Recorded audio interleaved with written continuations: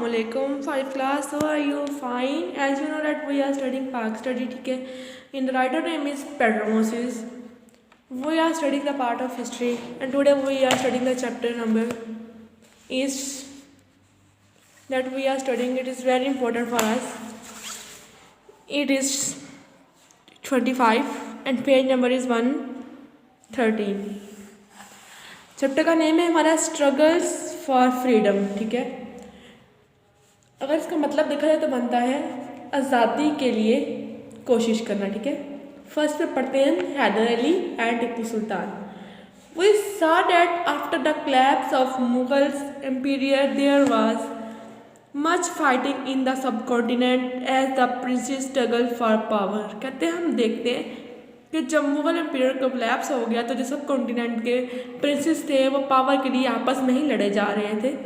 One of the most important of those was Haidar Ali, a Muslim army commander in the Hindu states of Mysore, who in 1761 became the real ruler with the old Raja confined his palace.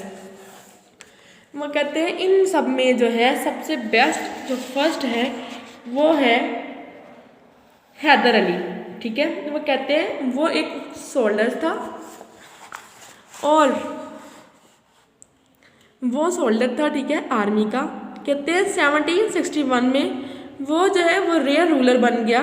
ठीक है, Haidar Ali was a wise affected and just ruler and a fine general loved by the both Muslims and Hindu. वो कहते हैं जो हैदर अली था वो एक बहुत अच्छा रूलर था. वो दोनों मुसलमानों और हिंदुओं को इक्वली जो था वो देखता था. ठीक है, वो बहुत वाइस था और फाइन जनरल था. He hate the British who he saw as the rising power in the subcontinent. वो कहता है वो ब्रिटिश को जो है वो हेट करता था जो कि एक राइजिंग पावर बन रहे थे सब कॉन्टिनेंट में, because they had promise him help against the Marathas but he had fail him. वो कहते हैं उसने प्रॉमिस किया था कि वो मार्थास को जो है वो लेट डाउन कर देगा, लेकिन कहते हैं वो ये ऐसा करने में नाकाम हुआ. In the second Mysore war 1780 to 1784 Haidar Ali invaded the British control Carnatic and defeated all the forces sent against him. कहते हैं दूसरी जंगे मैसूर जो कि 1780 से 1784 तक हुई थी. कहते हैं हैदर अली ने जितने भी कार्नाटिक में जो था ब्रिटिश लोगों ने आर्मी भेजी थी उनको डिफीटेड करता रहा था. He had made a treaty with the French to help to from the filly but at the last moment to fail him. वो कहते हैं उसने जो है एक मुआहदा किया था फ्रेंच गवर्नमेंट के साथ. ठीक है कि वो बेडों की जो है हेल्प करेगा, लेकिन लास्ट मोमेंट पर वो ऐसा करने में नाकाम हो गया. ही वॉन्ट हिज सन, कहते हैं उसने अपने बेटे को वॉन्ट किया. Tipu Sultan that he was a long British controller the see victory has gone to be difficult. Hyder Ali was retired to airport where died in 1782. मैं कहते हैं हैदर अली ने अपने बेटे टिप्पू सुल्तान को कहा कि तुम जो है ब्रिटिश कंट्रोल के अंदर सीख रहते हुए विक्ट्री का जो है एक मुआहदा कर लो. कहते हैं इसके बाद जो है वो हैदर अली जो है एराकोट वापस आए, एराकोट से रिटायर हुए और वापस आकर जो है 1782 में उनकी डेथ हो गई. Tipu Sultan was very much like his father but an even more determined general. वो कहते हैं जो टिप्पू सुल्तान था वो भी अपने फादर, ठीक है, हैदर अली की तरह बहुत बहादुर, लेकिन कहते हैं ये बहुत ज़्यादा डिटरमाइंड जनरल था. When the French could not help him against the British after signing the Treaty of Versailles, Tipu Sultan signed the treaty to Mughals in 1784 with the British, under which each side give back and prisoners. वो कहते हैं जब जो है एक मुआहदा हुआ था French का, ठीक है, इसके बाप के साथ कहते हैं उसने इनकार कर दिया उस मुआहदे को फाइंड और फुलफिल करने का. टिप्पू सुल्तान ने जो है एक जो है मुआहदा किया, ठीक है, किनके साथ, ब्रिटिश के साथ, ठीक है, जिसके ज़रिए जितने भी प्रिजनर्स और लैंड पैक थे उनको वापस कर दिया जाएगा. But Tipu Sultan was dedicated man and his main aim main life was to free the subcontinent from all foreign कहते हैं, लेकिन जो था वो टीपू सुल्तान अपने इस बात पर डटा हुआ था कि वो सारे जो है फॉरिजन्स को सब कॉन्टिनेंट से निकाल कर बाहर फेंक देगा। A brilliant general, he trained new army even though he know that Marthas and Nizams of Hyderabad has joined the British in spite of treaty of Mangalore signed by them। वो कहते हैं मादा होने के बावजूद जो मारथास थे, ठीक है, और निज़ाम ऑफ हैदराबादी थे, ठीक है, वो ब्रिटिश के साथ ज्वाइन कर चुके थे। इसको इस बारे में पता था, ठीक है। उसने जो है एक बेहतरीन जो है वो आर्मी ट्रेन की। The third Mysore war 1792 was successful. One of the Tipu who defeated the British until at the last he received fresh supply and reinforced the drove Tipu back into the front of सिंजापत। वो कहते हैं जब तीसरी जो है मैसूर की वार हुई तो कहते हैं वो जो है वो सक्सेसफुल रहा, ठीक है, डिफेट करने में ब्रिटिश को। कहते हैं यहाँ तक कि उसको जब तक फ्रेश सप्लाई मिलती थी, कहते हैं आखिरकार जो है उसका सामना हो गया Sanjeev Fatima. Here again he was force to sign a treaty giving away half of the kingdom, one of the Nizam and some of the Indian company. कहते हैं इसके बाद उसने दोबारा जो है वो एक मुआहदा किया, ठीक है, किंगडम्स के बारे में, ठीक है, और निज़ाम ऑफ हैदराबादी के बारे में, ठीक है, और ईस्ट इंडिया कंपनी के बारे में। Tipu was one in the separate position but determined to fight on. वो कहते हैं टीपू सुल्तान जो था वो एक ख़ास पोजीशन पर था और वो इस बात पर पक्का था कि वो फाइट करेगा। As all of the centre and the south Indian states were against him, he tried to get help for Arabia, तुर्की and Afghanistan but none came. वहाँ कहते हैं अगर सेंट्रल साउथ एशियन स्टेट को देखा जाए तो कहते हैं सारे इसके खिलाफ थे, लेकिन कहते हैं इसने बहुत कोशिश की कि अरब से, तुर्क से और अफगानिस्तान से हम मदद मांगे, लेकिन कोई भी नहीं आया। Tipu army fighted all the way was force back into Seringapatam which was best for the almost a year before the British managed to break up a gap in the walls.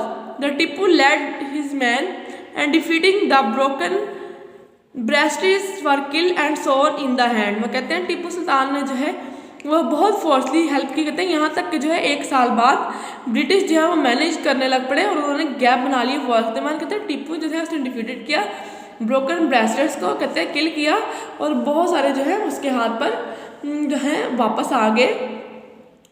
Where was Hyder Ali and Tipu Sultan considered heroes and who fought the Tipu Sultan successfully in his mission? Yes, अगर देख रहे हैं तो टीपू सुल्तान जो है वो काफ़ी तरीके से जो है वो सक्सेसफुल रहा था अपने मिशन में।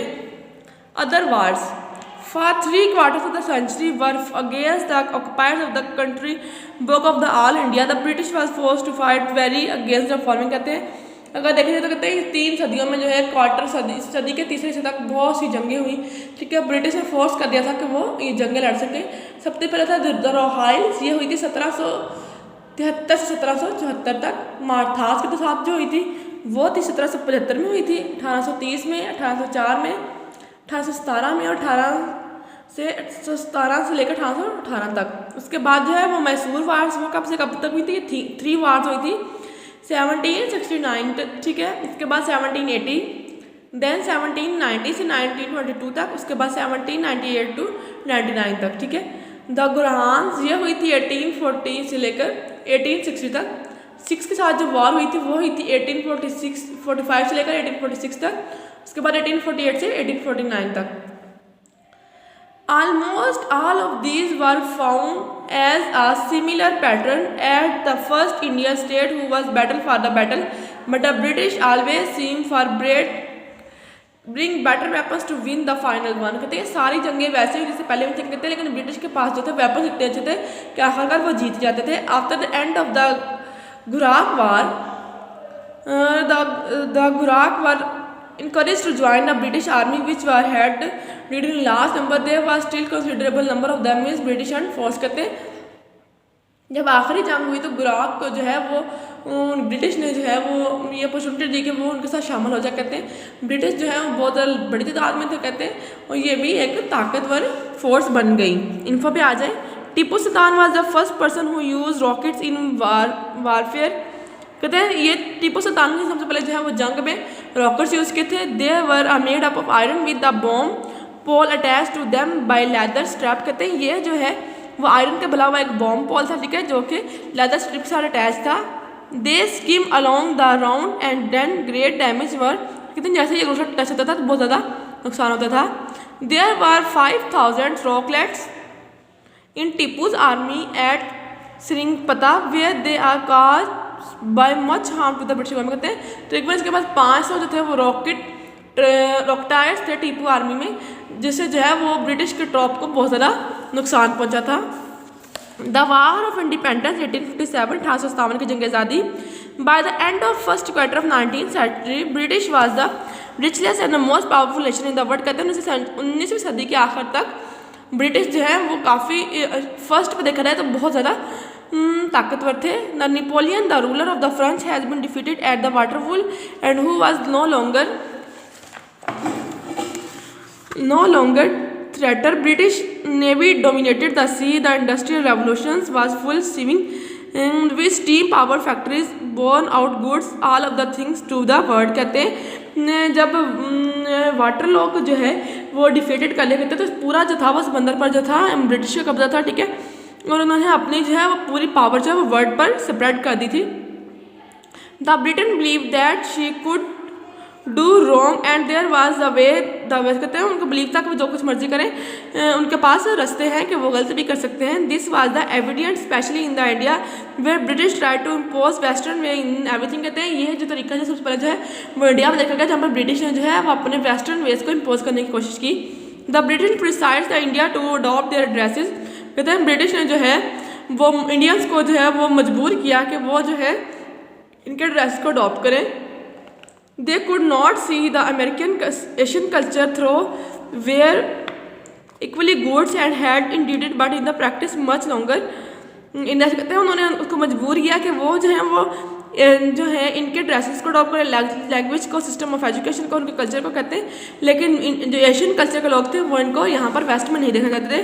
The British of their favourites replace the Indian nobles. There were of the course some goods and the far strength western but the majority firmly believe in the superiority in every one of the।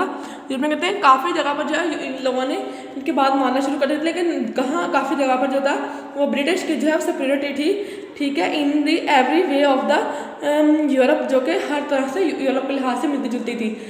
आज हमने जो है 6 class हमने इसका first part पढ़ लिया, second part हम कल पढ़ेंगे। आपने इसको अच्छे से लर्न करके आना है।